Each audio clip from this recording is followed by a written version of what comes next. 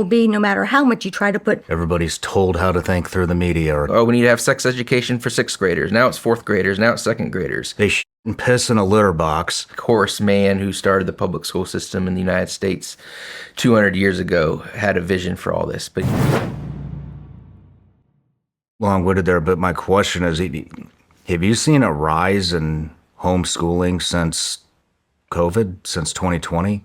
Well, first, let's just say that all that stuff that's in the public schools is in there intentionally. And back Horace Mann, who started the public school system in the United States 200 years ago, had a vision for all this, but he knew he couldn't introduce it into a Christian nation right away. And so he knew that he had to plant the seeds and let it grow. And so public school has been wildly successful in the United States based on what its framers had hoped that it would accomplish. So pre-COVID numbers, there's, knowing an exact number of homeschoolers is difficult, but about 2 million homeschoolers in the United States pre-COVID.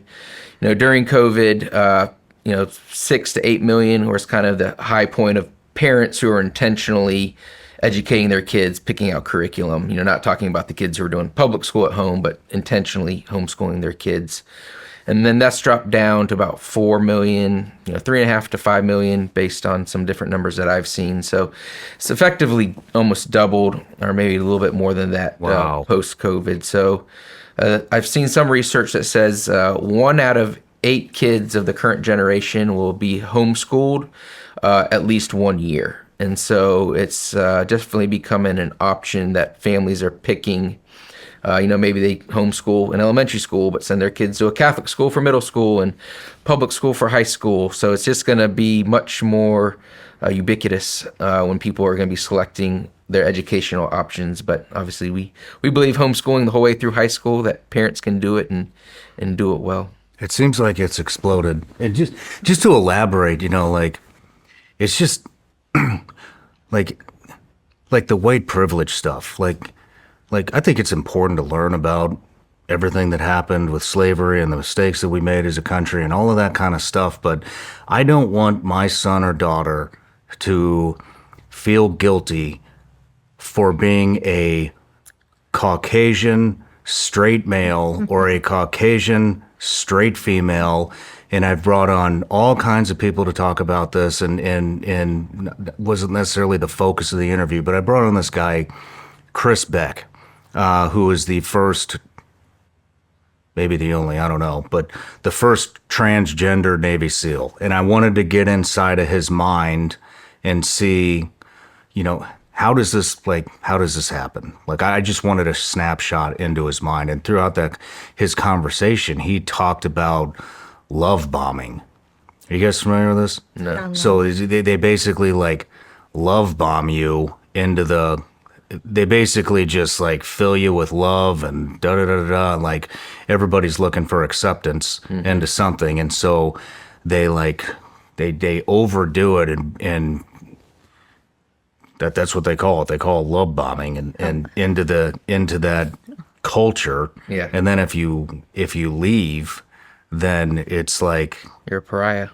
Exactly. Mm-hmm. And he went on to talk about how that happens in schools and he's transitioned back. Mm-hmm. And so it was a fascinating conversation, one of my best interviews ever. But that all these things are just in my head, and then man, I could go off on tangents all day, but I mean, kids these days can't read, that their math skills are shot, their reading's shot, they have no physical education, they don't know how to balance a checkbook, they have no financial skills, they don't know how to apply for a job, they have no confidence. I mean, I see this through the youth everywhere I go. I mean, I brought it up several times. I go to Home Depot, or I go to any home improvement center, department store, restaurant, and I get a limp-wristed handshake.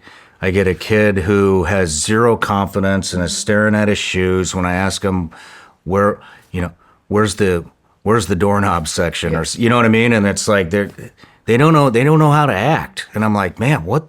I know a lot of that goes off on parenting as well, but I mean, it's just it's atrocious out there. Well, for 5 generations, our parents have went to public school. Right before the 1920s, hardly anybody did. And so each generation of parents bought into a little bit more of what I call the box of education. It's funded by distributed income. It's socialist in nature. So, of course, Marxist ideology is what the content will be, no matter how much you try to put school prayer or patriotism or anything else into it, because the box itself, the public education, is Marxist. And so every generation we've accepted since the first universal socialist program, public school, we've accepted each generation another form of socialism. So whether it was socialized housing or Johnson's Great Society or now healthcare, you don't have to remember when people paid their own doctor bills and had insurance, not healthcare from the government. So, and then we got to the point where now parents are like, I'm not in charge of their education, of their housing, of their food, because we're on food stamps and that's all subsidized by the government. And so now, like, I don't even know what gender they're supposed to be. I'm so confused. Yeah. And so you had parents actually saying, because of the love bombing, so now I know what you're referring to, I'll love you no matter what you do. And that, of course, they say that's the Christian way of doing things.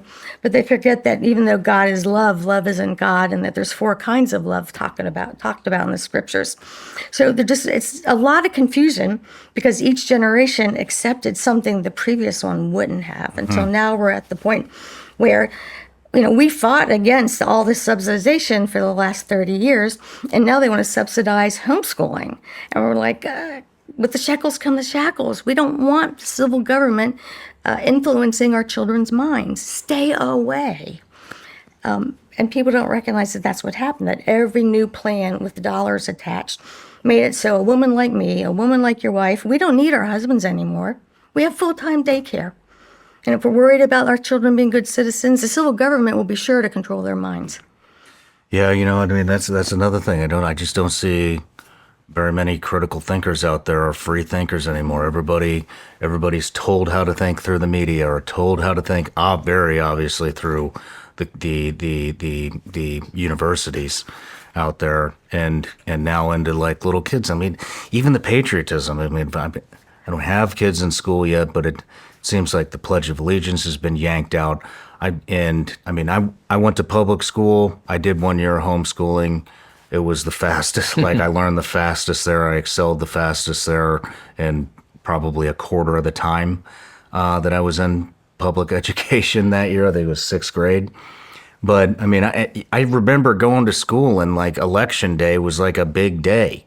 It was a big day. Everybody's talking about it. It wasn't divisive. It was like, yeah, we get out. That's what we do as Americans. We get out. We vote for what we believe in. And now, like, I don't see any of that stuff happening anymore. And as Americans, we think that we're the center of the universe and that, like, these things have never happened anywhere else. Like, again, our public education system was imported from Prussia. Now, most people probably don't even know what Prussia is. I don't. Germany, pre-World War I. Our education was based on the same education system that initiated World War I. They had the same sexual revolution back then because they could see that would affect the children and stuff. But then they saw that it was destroying their society. And that's why part of the reason why Hitler killed the gays and those type of things, because they had put this sexual idea inside their kids so that the state could control them. But then when they realized that you wouldn't be able to keep your civilization going, I mean, we have a birth rate problem here in the United States once these Marxist ideas get inside of our children's head, that wasn't going to be, worthwhile. And so, again, this is the sexual stuff, is really perverted now, but it's nothing new. There's nothing new under the sun. And they've done this before in other countries, and it's gone terribly awry. And so that's why, How were they doing it back then? I mean, because these gender surgeries are relatively, sexual. Within the past 10 years. So how were they sexually perverting the public schools back in World War I? Yeah, not here in the United States, but in other countries, they're doing the same thing. Oh, we need to have sex education for 6th graders. Now it's 4th graders. Now it's 2nd graders. In Minnesota, they just passed a law where they want to teach 3rd graders how to implement they/them pronouns here in the United States today. So it's the same things that they're doing here in the United States. The same arguments. Hey, we need to, expecting these kids to understand, their sexuality and things like that. But the kids' minds aren't developed for that. And so they develop perverted mindsets and they want to fit in or whatnot or be different. And so, I mean, these playbooks that they've used in the U.S. for the last 20 years isn't something that hasn't been tried before. It's not even just genders now. Yeah. I mean, in Cookeville, Tennessee, I think it was Cookeville, they had somebody, of course, from California, go figure, right? Oh, another one from California moving to Tennessee for whatever the hell reason, I don't know. You don't fit here if you think like this. But they bring their kid to school in a crate and call it a furry. I think it's called a furry. I can't remember what it's called. A furry. They shit and piss in a litter box. And like all the rest of the kids, it's like how is that not a disruption? Cookeville said they didn't stand for it. They were like, well, we're going to sue the school. And they're like, cool, you came from California. You can go right the fuck back to California where you belong. We don't have furries in public schools here, but I get like so pissed off. Well, it goes back to that CRT, the critical but race theory ideas, right? If you're a white cis male or white cis female or whatever, a normal human being, right? You don't have any sort of privilege. And so you are automatically an oppressor. And so why you see this number of, just these astronomical number of people being LGBT identified is because they've been told they're oppressors their entire public school life. And how do you, if you're a white male, what's the only way to stop becoming an oppressor?